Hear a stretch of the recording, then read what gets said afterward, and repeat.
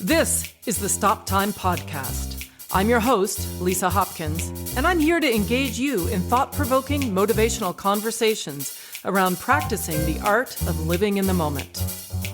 I'm a certified life coach, and I'm excited to dig deep and offer insights into embracing who we are and where we are at. So my next guest is a Canadian-born, classically trained actor who is currently starring as Yvette Nicole in the Prime Video adaptation of Louise Penny's Three Pines books. Chances are you've seen her in numerous other TV worlds, including guest starring on Law & Order, Star Trek, Discovery, and Heartland. Trained in Montreal, she continues to work on stage as well, including her critically acclaimed performances as Una in Blackbird. She was recently awarded the 2022 ACTRA's Best Female Performance for Last Call, and in 2018 was the recipient of the Breakthrough Artist of the Year Award. She used to save the day in Universal Studios Waterworld live stunt show and challenges her adventurous spirit with horseback riding, running, and fitness. It is my great pleasure to introduce you all today, and for myself to get to know Sarah Booth. Welcome, Sarah. Hello, nice to meet you. It's great to meet you. So again, thanks so much for taking the time to join me. You're a pretty busy girl these days. It has been really busy, but I got to say I am enjoying every moment, soaking it up for sure. Good for you. Doesn't happen all the time, right? Yeah, well, literally.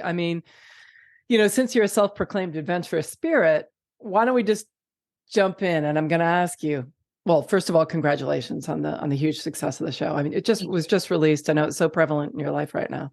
Yeah. But I'm so curious, like, what is the biggest challenge you face with this new milestone of success in your career? Oh man, that's a great question because it's so fresh. I feel like because the first two episodes just came out and we still got 3 more weeks of fun. I think so far it's just been a lot of soaking up and not yet like taking action. But I think after the holidays, I'll definitely have to have, some good team meetings with my agents and just kind of decide, what do we want to do next? Where can this take us? Did it open doors? Did it not? So I think the decision-making will probably be the hardest thing because prior to this, I've been auditioning for everything. People say, oh, do you say no to things? I'm like, no. I'm still in the situation that I'm auditioning for everything. I'm really trying to build my career. So we'll see if that shift happens. And if it does, I'm sure my indecisive soul will be very terrified. Well, thank you for sharing that. I mean, it is so interesting. And I'm really hearing this awareness that there's a lot of possibility here potentially, right? Totally. And that there'll be certain action items that, that as a performing artist that are sort of obvious, right? I mean, suddenly there's new like things that you should be doing based on this, right? There's action items to be done. Yeah, exactly. Yeah. And also this character that I play, she's quite light. She has a comedic aspect to her, but the body of my work is very dark, high stakes, drama. So it will be interesting for people to discover me in this comedic role and then be able to look at the rest of my work and, hopefully have like a whoa moment, hopefully. Yeah. Are you having a whoa moment? Like, did you surprise yourself? Yeah. I never thought I would play this role ever. Interesting. So yeah, what have you learned so far? Like that, so much in that. Wait, let's go back. Why did you never think that you would play a role like this? I never thought I would play a role like this because when I received the breakdown, the casting director that was casting, she knows me very well. My first film and television audition was with her. So I know that she was, really pushing for her local people. But when I saw the caliber of the show, producers of The Crown, Amazon, Left Bank, I was like, oh, wow, thanks, Andrea. But I'll give it my best shot, but I think they'll bring in a name or, I don't know. I just thought it was something that I was really happy to show what I could do, but had no expectations whatsoever.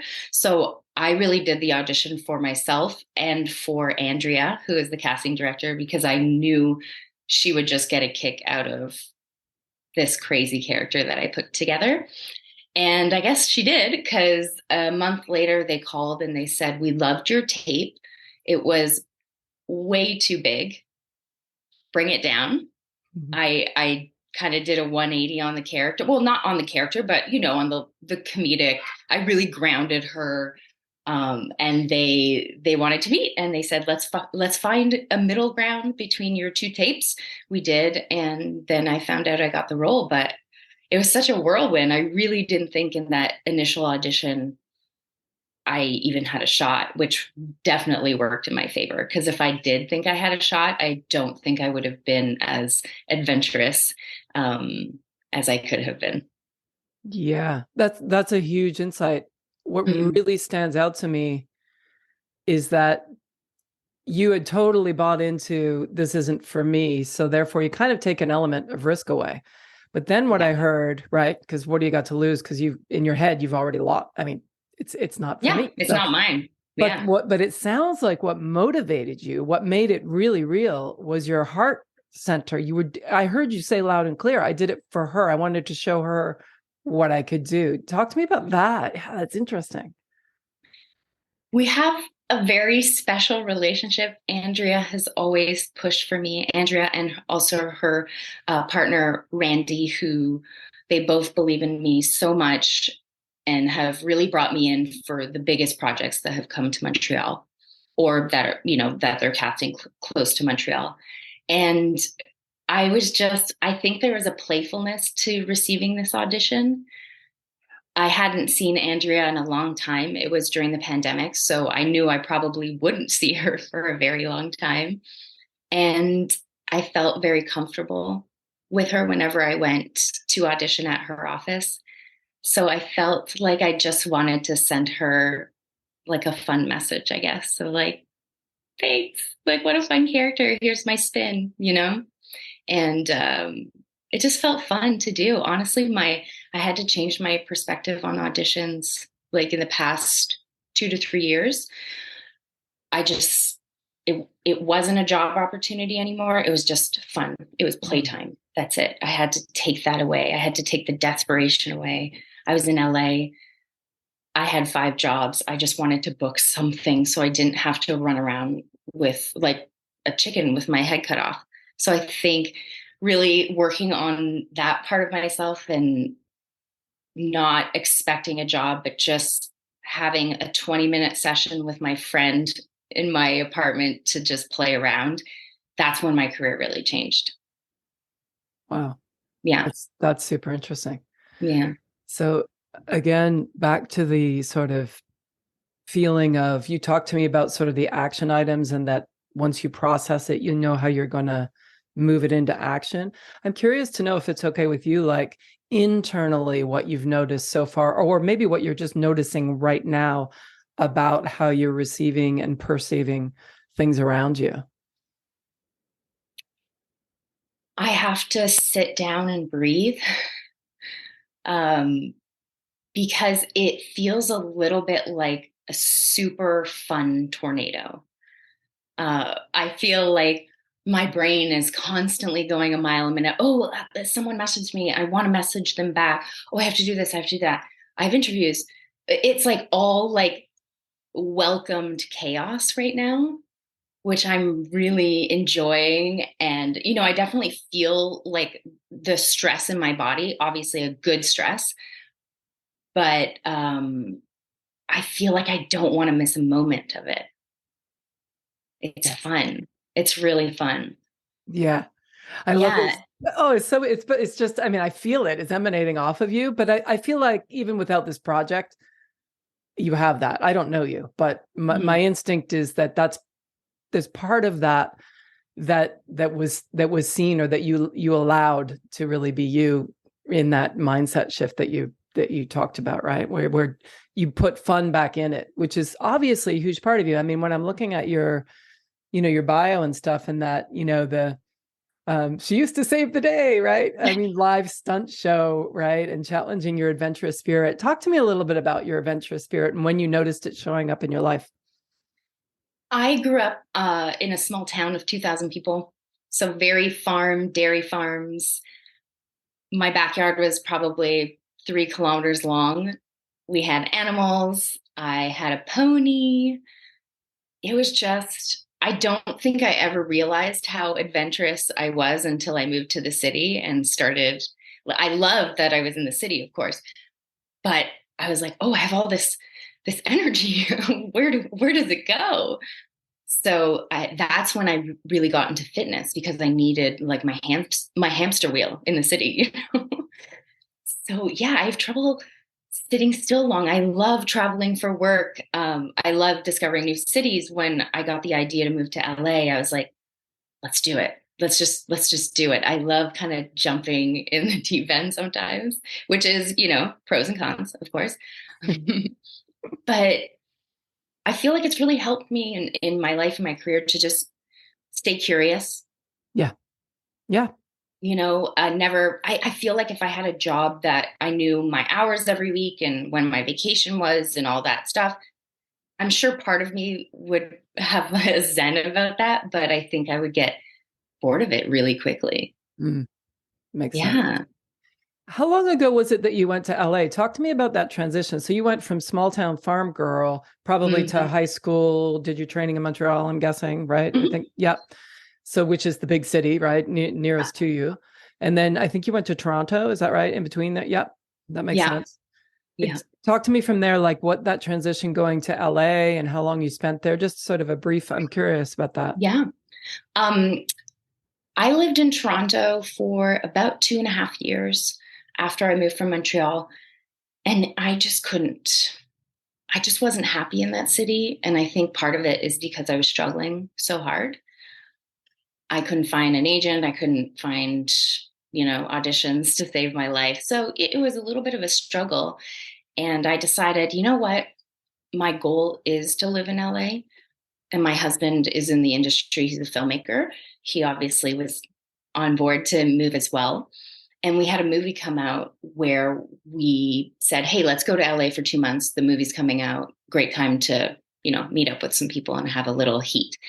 So we went down, and a month into being in Los Angeles, I was like, we got to stay. I love it here. And so we started the application for the green card and waited, I think, about 9 months to get a yes or no if we could stay or not. So those 9 months were stressful. Can't work, can't leave. I don't know how they expect people to live, but that's what we had to do. And when we found out we got our green cards, I was just like, I was crying, because in a way you're thinking, wow, my whole, at least this version of my dream is weighing on this. That's stressful, So once we got the yes, it was great. We stayed for about 6 years, made some great connections, some great friends.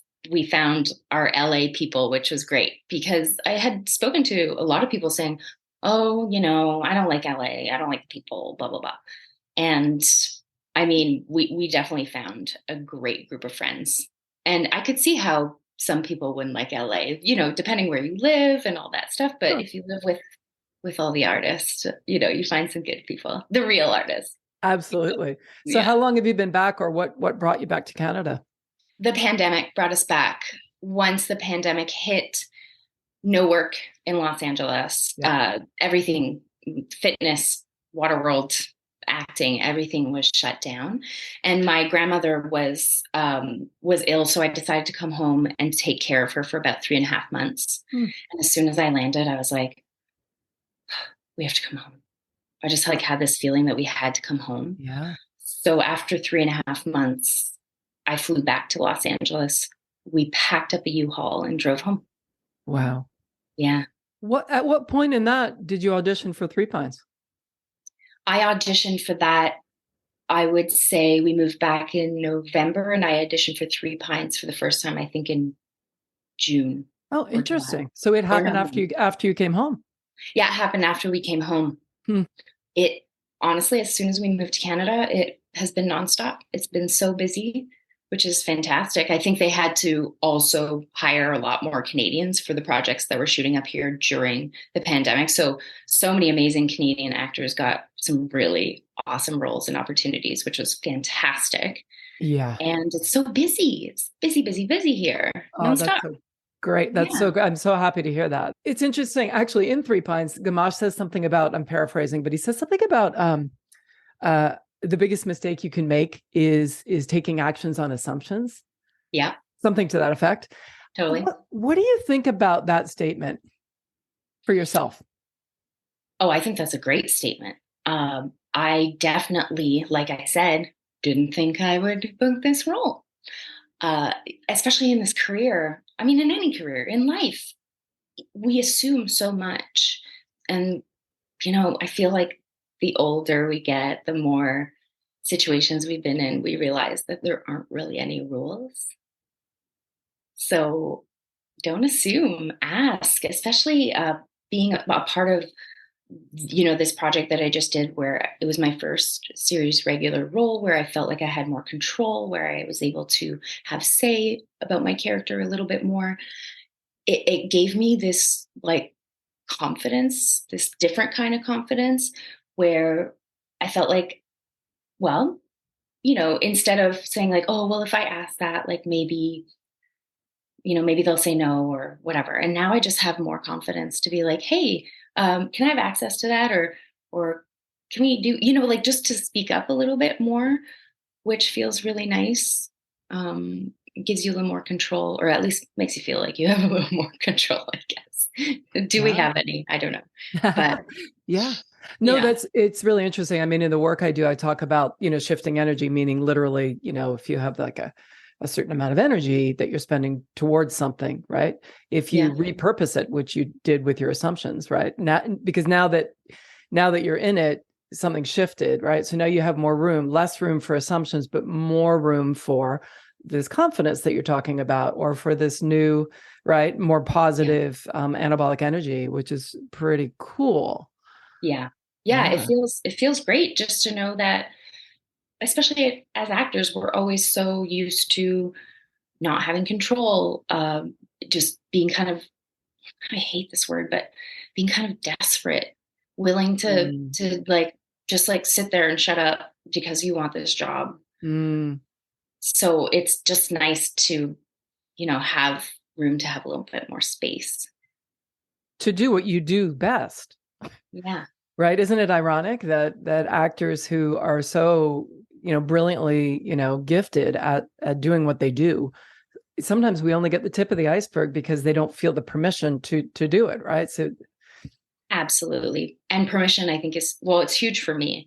That's one thing I've noticed. If someone gives me permission in life, I will go 110%. Or if they say I can't do it. So, I love that. Talk to me about that. So when someone says yeah. to you, you can't, what do you rise up? Oh, I like, I don't, it's just competitive, not competing with anybody else, I guess, but just competing like with myself. Like, oh, you don't think I can do that? Oh, I can do that. I love It's it. just pushed me to like so many levels. Mm-hmm. And my husband really knows I have that button. And he uses it sometimes during the pandemic because I'm self-taping all the time from home. Mm. I can Zoom with friends as readers, which I do many, many times, but it's nice to have a human in the room with you, Yeah. reading with you. So he will, and he's a director, so it always helps. So he'll read with me, and sometimes, if I'm not getting the scene or I find a challenge in the scene, be like, I don't know if I can do this. I don't think this is me. And like he'll find some way to challenge me, and I'm like, okay, let's go. I love it. Yeah. I love it. Yeah. Yeah. Yeah. It's a great motivator sometimes, right? It is. Yeah. It really is. As long as it's not always, it's good. Yeah. No, it makes perfect sense. Hmm. So what is your definition of living in the moment? My definition is just among the chaos, being able to recognize that you're in a tornado, but being able to take a breath and enjoy that, no matter what tornado you're in, I think is important, because I think like the momentum sometimes of either tragedy or excitement, like you're on the ride, right? And it's just like you're gone.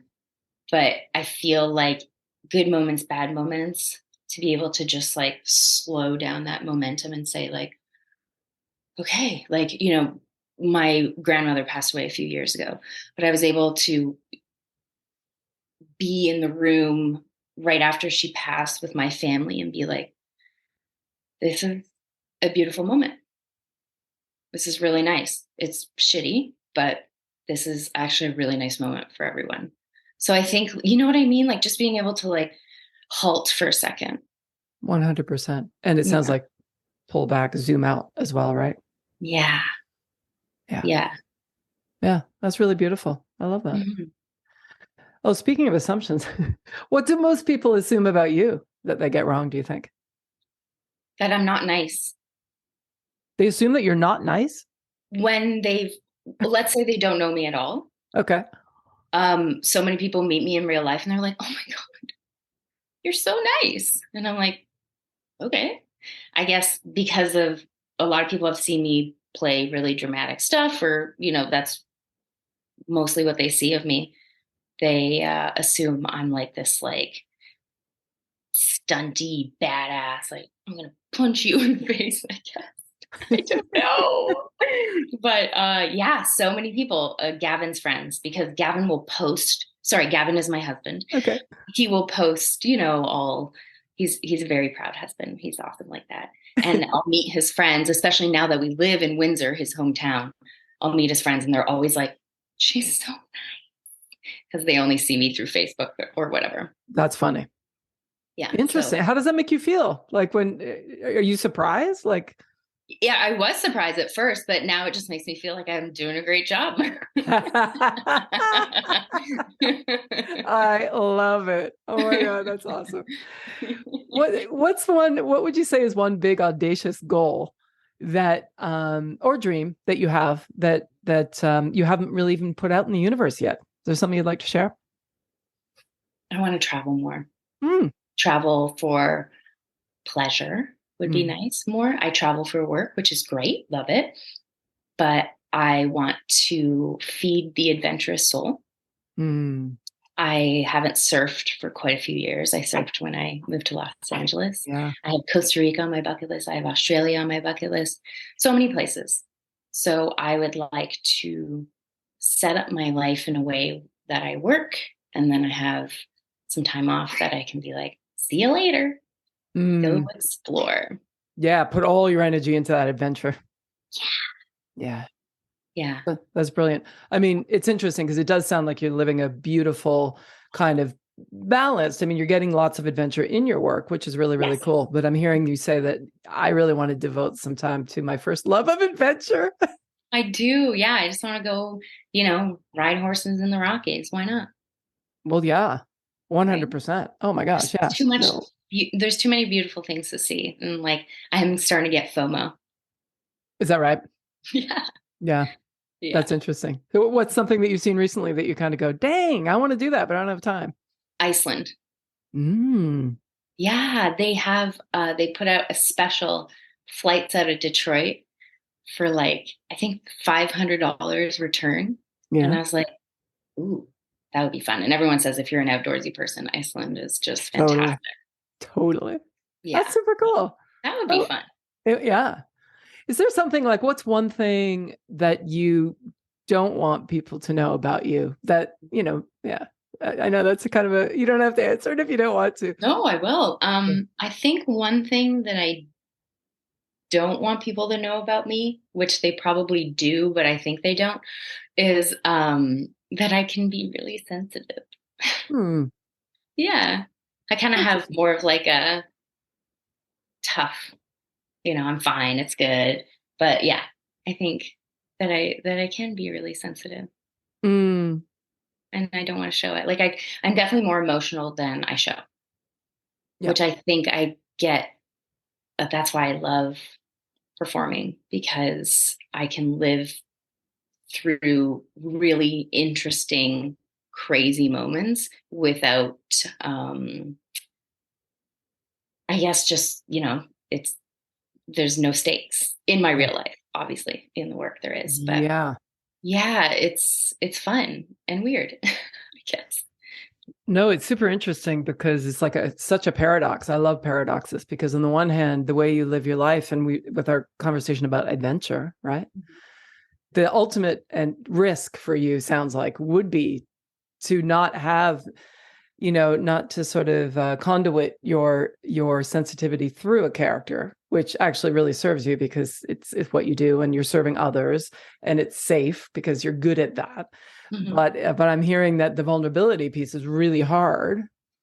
Yeah. Personally, yes. Yeah. For sure. Yeah. Absolutely. Yeah. And it makes perfect sense. It is. But therapy is a wonderful thing.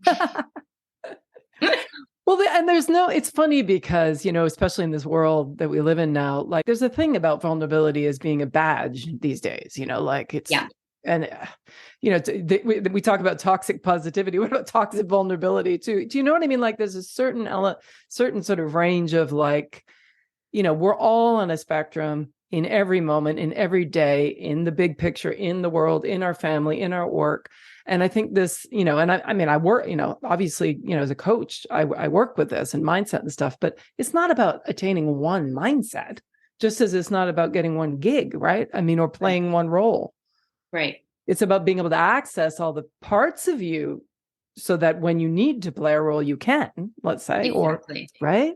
Yeah. And do it in a healthy way too. Mm-hmm. Because I remember earlier in my career, well, geez, right up to not long ago. We'll have different triggers for, and they'll last a certain amount of time and then they'll get stale and you need a new trigger. And most, for emotion and things like that, I used to use like, sad triggers, all those things that you can think about, dog, parents, grandparents, whatever. And then that stopped working for me like a few months ago. And I was like, am I losing it? Am I losing my gift? And then all of a sudden I realized what was useful to get me emotional was thinking about all the things I was happy about. Just like a total 180. And I was like, oh, that feels healthier, Yeah. Yeah. That's so interesting, It's really interesting because the way you triggered yourself to do what you do well always worked until it didn't. And that's your edge. That's literally your edge. And that's where you recognize that what got you here is not going to get you where you want to go. Yeah. Right? Yeah. Yeah. You don't want to damage yourself, or you don't want to, just start phoning it in if you can't, because it. And that's like, that'll take away your confidence as a performer. Mm-hmm. Well, and there's nothing wrong with doing it the way you did it. It's just not serving you anymore. Like, don't spend any energy going back going, yeah, that wasn't healthy. It worked and it was fine. And you used it and you're here. You obviously didn't kill you. Yeah. There was nothing bad about it, right? Looking in retrospect, it's a waste of time, really, saying, other than anything we can mine as a gift to say, how can I use that moving forward? This information. Yeah. That's beautiful. Mm-hmm. That's pretty cool. I'm excited for you in that sort of new, it was timed well too, right? Synchronicity, I wonder. I think so. Wow. I think so too. What do you know will stay true about you, really, no matter what happens? What can no one take away from you?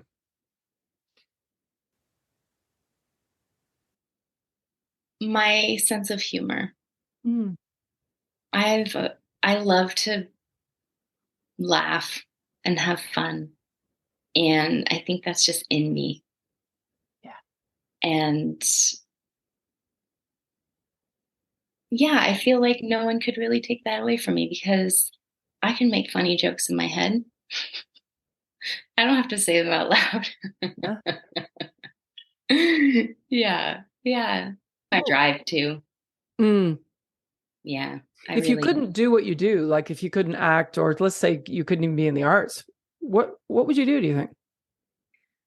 Before I discovered I wanted to be an actor, my uncle was the spokesperson for a car company that sponsors a lot of equestrian events.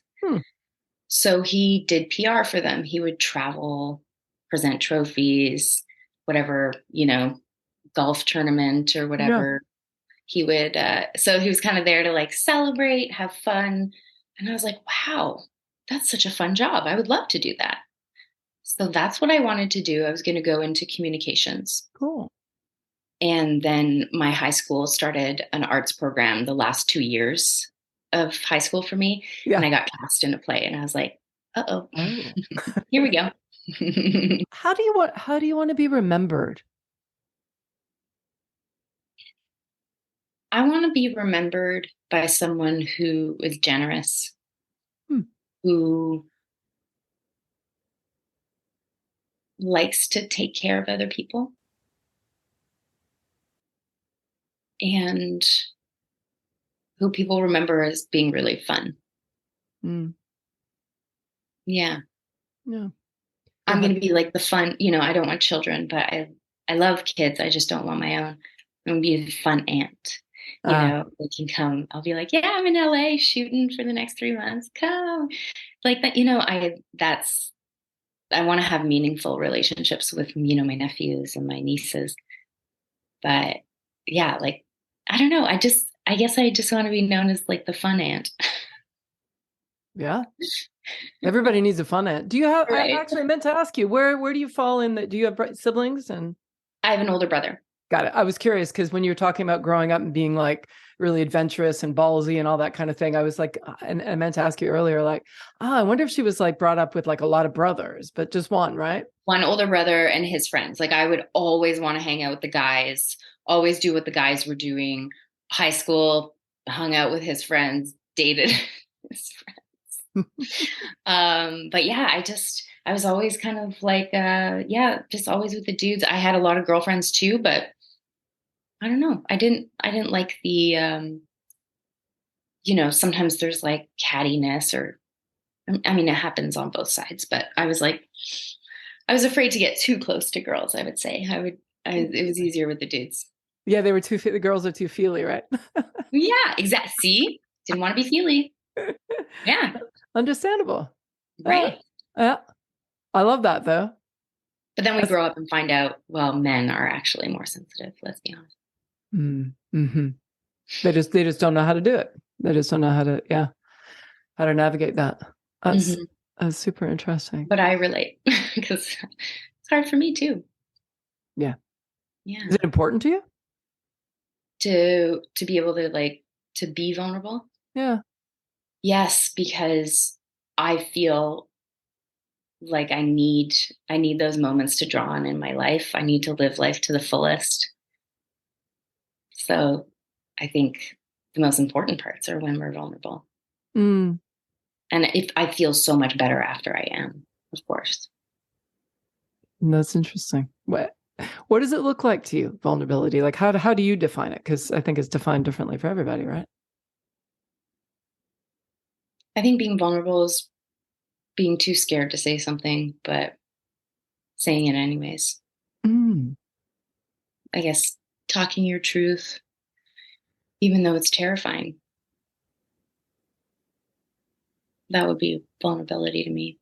hmm Whether it's sad, happy, scary, like being able to just tell someone something truthful that you want to tell them. Pretty, pretty powerful. Yeah. Yeah. Thank you, first of all, for sharing that. What's the fear? Like, what's the perceived fear? And I understand that. I hear you. And it's interesting you said in saying it anyways. What's the fear? Like, what is the worst case scenario? Do you know what I mean? Hmm. I think it could, sometimes it could come from somewhere that you're not sure complete, or you don't completely understand your feelings. So Hmm. that can be confusing and maybe unclear to the other person, or your feelings might change. So you feel like, oh, maybe I shouldn't mention it now because I'm not 100% sure like where I'm going with this. Yeah. Or fear of rejection, fear of being shamed, judgment, basically, I would say. So let's do the rapid fire. Okay. So I'm going to say Ooh. what makes you, and you say whatever comes to your mind. Okay, great. Okay. So what inspires you?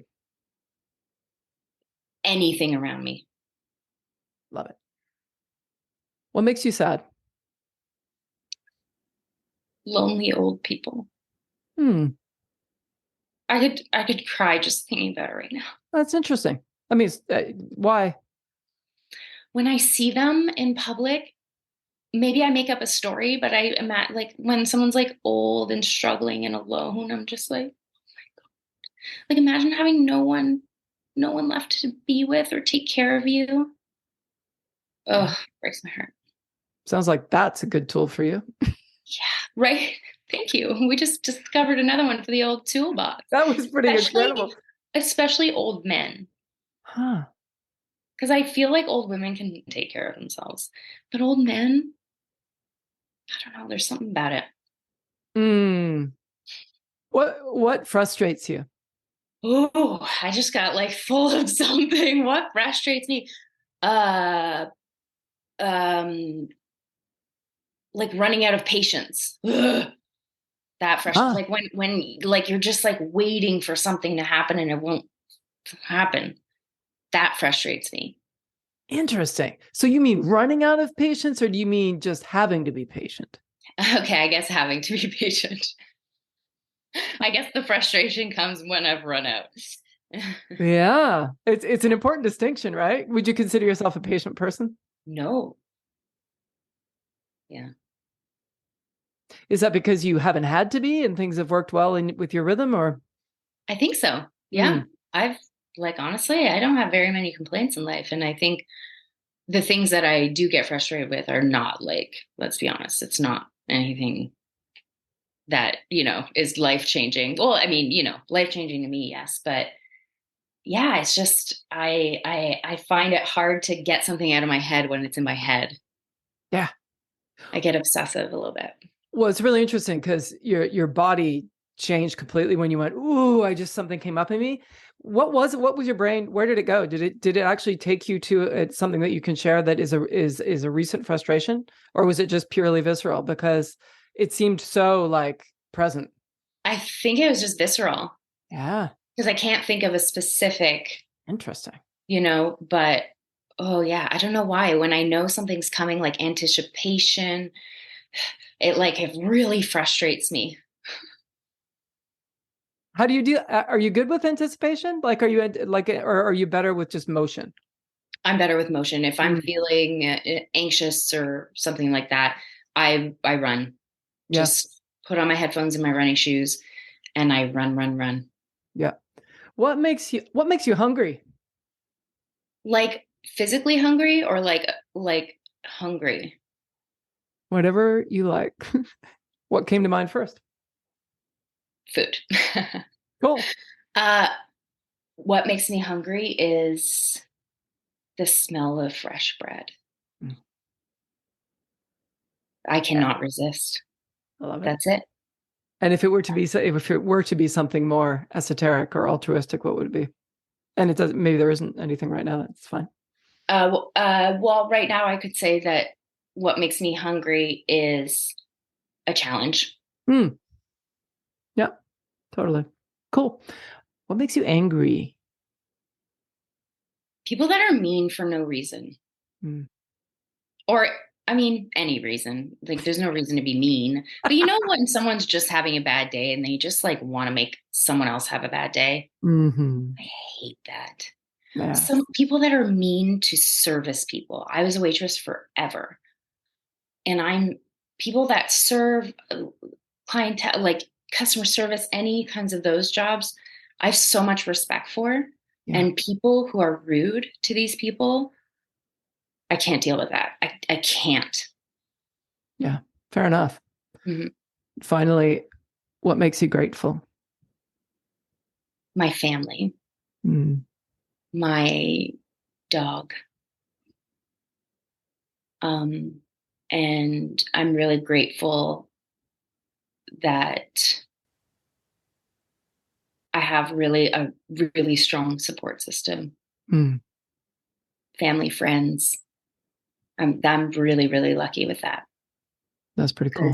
I think, having everyone be able to be along for the ride is really fun. Mm, I brought my mom to the premiere, and my gosh, she had so much fun. I bet. And I love seeing that. That was more fun to watch than the show. That's cool. All the residual joy, right, from the thing. Yeah. Love it. Big joy. Yeah. Feel very open right now, which is a great feeling. Oh, well, and I mean, yeah, my pleasure just to hold space. I mean, I feel that artists in particular rarely get that because they're so busy giving or so busy perceiving what is needed to be given, or, showing up in a certain way and all of that. And it's a huge joy to me just to offer that to artists. Well, and it's also so nice and refreshing. You have amazing questions, and it makes you reflect. And I'll be thinking about these questions, for quite a few days, being like, you just kind of replay it in your head. And it's, I don't know. I just love talking and discovering more things about myself and other people. I love that. Does it make you, is it more fun or more vulnerable for you? Ooh, I would say vulnerable. Oh, cool. Yeah. So you had fun being vulnerable a little bit, though? Yeah, I did. Yes. Yeah. I just need someone to be like, push me out of the plane.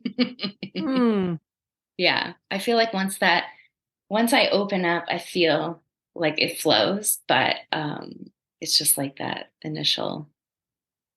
It's beautiful. You have a beautiful energy.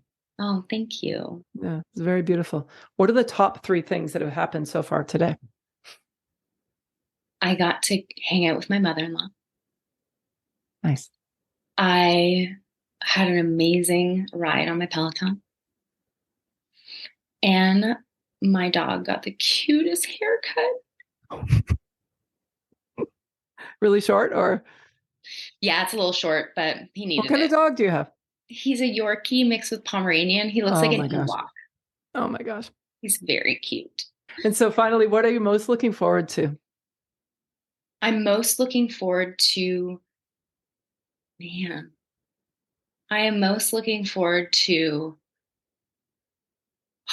that's a really hard one. I think just getting back to work. Yeah. Seeing what's next. Yeah. Yeah.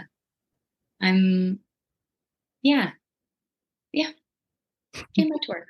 Feel good with that one? Oh my gosh. I can't thank you enough for spending this time with me. Again, I know you're really busy and it's been such a joy speaking with you, truly. Thank you so much. It's been a joy for me. It's my pleasure. I've been speaking today with Sarah Booth. Thanks for listening. Stay safe and healthy, everyone. And remember to live in the moment. In music, stop time is that beautiful moment where the band is suspended in rhythmic unison, supporting the soloist to express their individuality. In the moment, I encourage you to take that time and create your own rhythm. Until next time, I'm Lisa Hopkins. Thanks for listening.